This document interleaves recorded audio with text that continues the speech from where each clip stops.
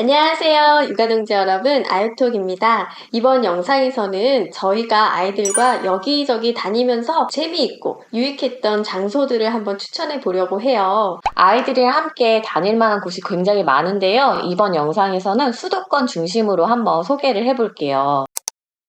제가 추천하는 곳은 국립과천과학관이에요. 국립과천과학관은 규모가 굉장히 커서 하루에 다 둘러보기가 쉽지가 않아요. 저도 아이들이랑 여러 번 갔거든요. 입장료가 저렴해서 다 못 보고 온다고 해도 그렇게 큰 부담은 없어요. 입장료가 얼마인데? 입장료가 어른이 4,000원, 그 다음에 초중고생이 2,000원, 그 다음에 7세 미만은 무료거든요.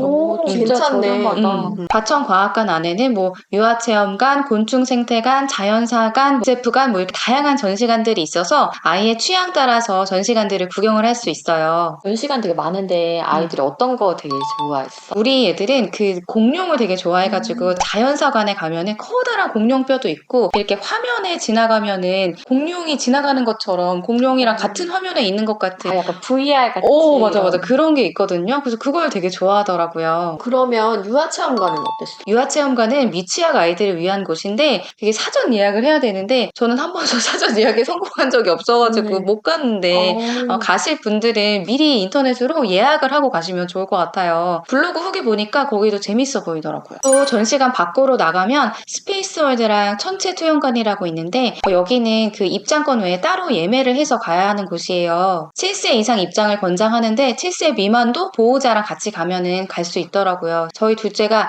5살인데 얼마 전에 갔었는데 조용히 잘 있었어요. 그러면 거기서 뭐 어떤 걸 하는 거예요? 그 천체투영관은 돔 형식의 천장이 있는 건물에서 이렇게 영화관처럼 이렇게 의자에 약간 비스듬히 누워가지고 별자리랑 막 그런 영상들을 보거든요. 전시관 돌아다니다가 막 지쳤는데 거기 앉아있으니까 되게 막 잠이 솔솔 와서 저는 좀 쉬었거든요. 저희 남편도 꿀잠 잤다고 하더라고요.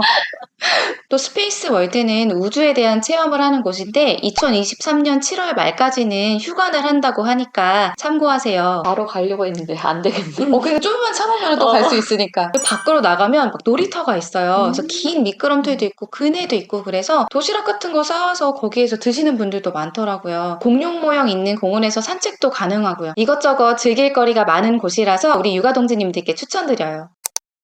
제가 추천하는 거는 서대문의 자연사 박물관이거든요. 여기는 과천과학관이랑은 좀 다르게 규모가 좀 작아서 좀 덜 부담스럽다고 해야 되나? 1층으로 되어 있어서 하루에 보기에도 사실 뭐 그렇게 오래 걸리지도 않아요. 그래서 서울 내에 있고 좀 부담 없이 가보기 좋은 것 같아요. 자연사관에서는 어떤 거 볼 수 있어? 지구환경관, 생명진화관, 인간과 자연관으로 나눠 있어서 우주의 탄생부터 뭐 생명의 탄생, 그리고 현재 뭐 생태계랑 인간이 어떻게 살아가는지 사실 작지만 좀 알차게 잘 구성이 되어 있더라고요. 자연사관이면 공룡은 없나? 자연사 박물관 들어가자마자 중앙 홀에 큰 동룡 뼈가 전시되어 있거든요.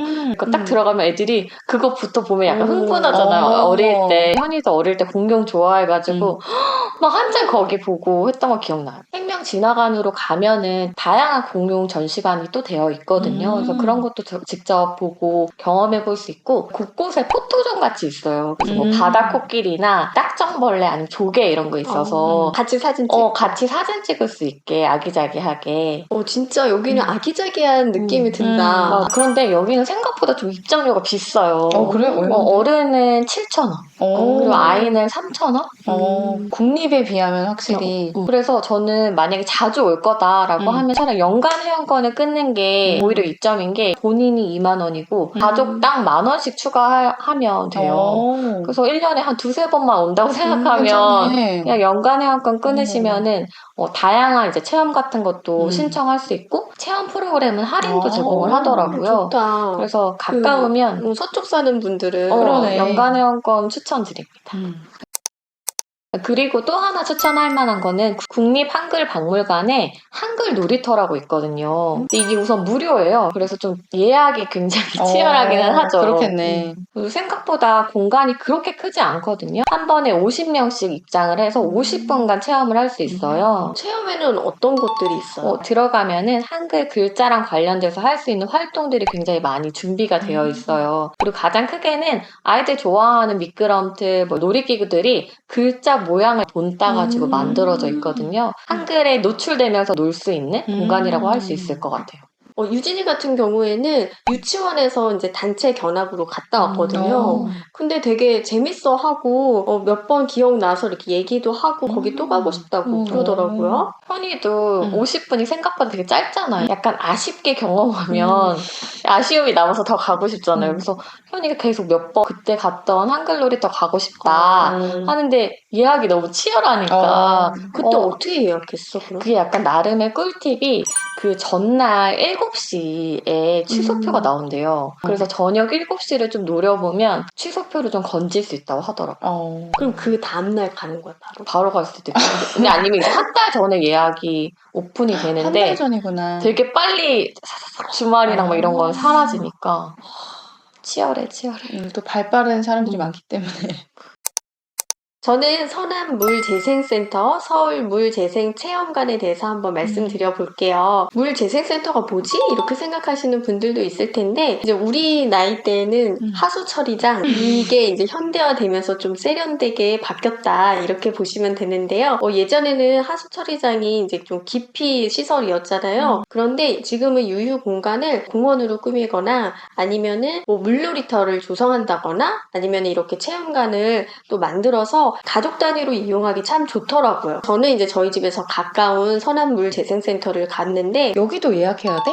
맞아요. 네, 여기도 서울 공공 예약 서비스에 가셔서 예약을 해야 하는데 저는 다행히도 주변 분들이 이렇게 또 예약을 해준 경우가 있어가지고 네, 쫓아 이렇게 갔어요. 거기 가면 어떤 것도 즐길 수 있어? 저 같은 경우에는 한 3번 정도를 갔어요. 5세 때 2번 가고 6세 때 이제 최근에 한 번 또 갔다 왔었는데 5세 때랑 6세 때랑 즐기는 포인트가 좀 다르더라고요. 일단 5세 때는 솔직히 큰 기대하지 말고 그냥 놀러 간다 이런 마음으로 가는 게 좋은데요. 물재생체험관 2층에 올라가면 하수관 모양을 본뜬 미끄럼틀이 있어요. 그래서 약간 투명 관으로 되어 있고 구불구불한 모양으로 되어 있는데 2층에서 1층까지 내려오는 거거든요. 너무 재밌겠다. 네. 근데 더 또 잘 내려오라고 약간 그 썰매 탈 때 포대자루 있잖아요.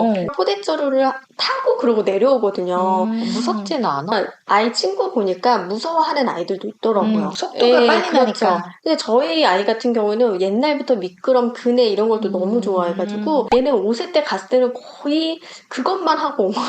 그래서 절반은 미끄럼틀을 이용했고 또 반은 2층에 통통 물놀이터가 있는데 이게 또 메인이에요. 그래서 아이들이 굉장히 좋아하는데 지금 이렇게 영상으로 보이는 것처럼 색깔판으로 물길을 만들어서 이제 그거에 따라서 물길이 어떻게 변화되는지 아이가 이제 눈으로 관찰을 할 수가 있고 그리고 이렇게 물의 압력으로 공을 높게 뛰어 보내는 건데 이거 진짜 또 아이들이 굉장히 좋아하고 어른인 저희가 봐도 신기해서 또 여러 번 하게 되더라고요. 그 밖에도 물의 힘을 에너지로 바꿔서 하는 그 놀이들도 있고 그런 거 아이들이 정말 재밌어 하겠어요. 또 아이들이 손으로 조작하고 직접 만지고 이런 거 되게 좋아하잖아. 그렇죠. 그래서 5세 때는 사실 뭐 물의 원리를 이해하고 이런 거보다도 그냥 조작하고 장난감처럼 그렇게 하는 걸 이제 즐겨 했다면은 그래도 6세 때는 조금 커서 가기 전에 일단은 저랑 좀 관련 그림책을 보고 가기도 했었고 그리고 가서도 뭐 미끄럼틀이랑 이제 통통 물놀이터 외에도 뭐 1층에는 영상실이 또 있어요. 그래서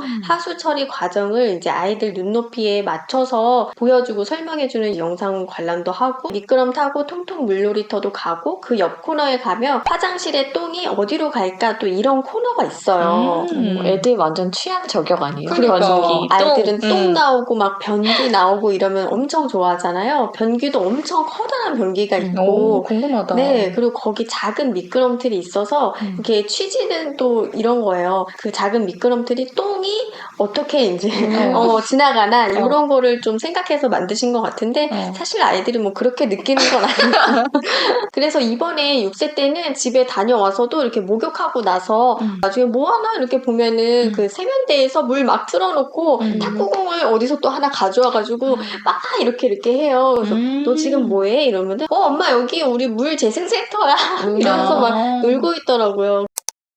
네, 육아동지 여러분, 이번 영상에서는 우리 아이들과 재밌게 놀러 다녔던 곳에 대해서 한번 소개를 해드렸는데요. 이번 영상에서는 수도권 지역을 중심으로 말씀을 드렸어요. 그런데 전국 방방 곳곳에 계시는 또 많은 분들이 계실 텐데 혹시 우리 지역에 이런 곳 진짜 좋다, 아이들과 같이 가족 나들이 오면 정말 좋다, 이런 장소 있으시면 댓글로 또 추천 남겨주시면 감사하겠습니다. 네, 저희는 그러면 또 다음 영상에서 찾아뵙도록 하겠습니다. 육아동지 여러분, 다음에 또 만나요.